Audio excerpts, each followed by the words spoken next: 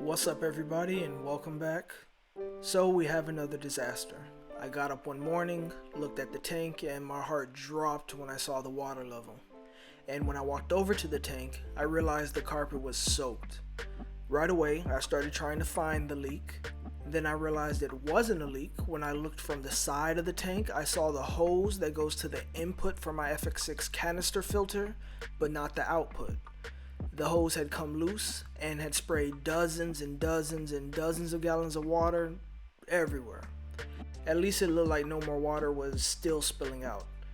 I looked in the stand and this is what I saw.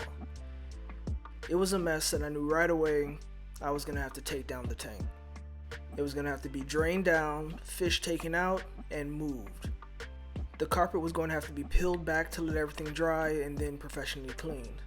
I realized the breaker had tripped. I unplugged everything before I flipped it back on. Then I started draining the water that was pooling in the stand and turned on the fan.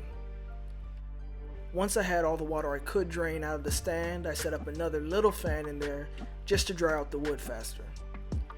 Thankfully, all the fish seemed okay, but I did make sure to plug back in one of the filters once I thought it was safe, just to keep the cycle going. I was definitely bummed. I was going to have to take everything out of the tank.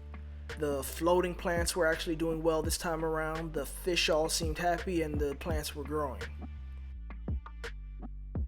Since I was just leaving one filter running at the moment, I went ahead and disconnected the other one, spilling more water along the way, of course.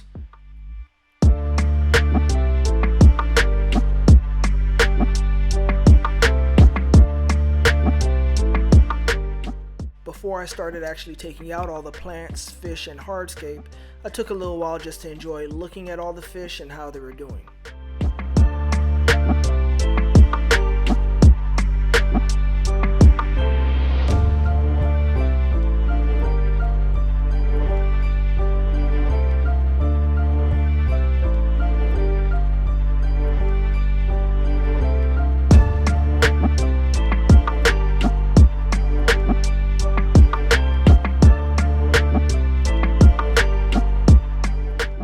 And then it was time to start. I started draining down all the water through the one remaining filter and started removing the plants.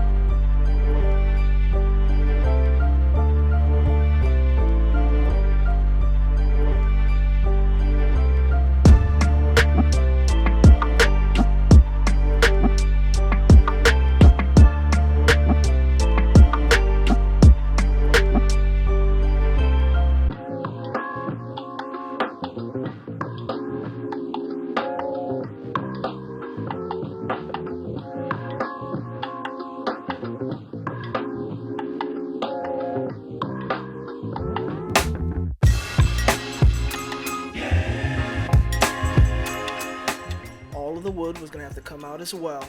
I checked to see if the big log was sinking yet, just out of curiosity, and of course it wasn't.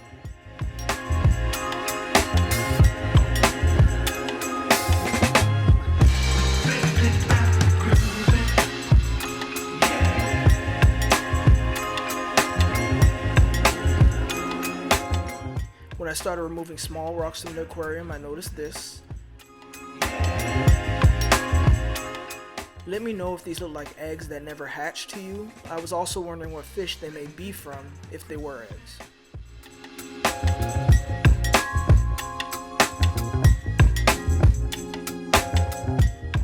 Then it was time to remove the big rocks, and some of these were heavy. Definitely harder taking out than putting in. And I also wanted to make sure I did not scratch the acrylic. Like I said earlier, the situation was bad, and this was the second disaster this tank was already having, and now the tank was being completely emptied because of it. But just like the first disaster where we lost so many fish, this wasn't going to stop me, and I'm going to learn from this and build everything back even better.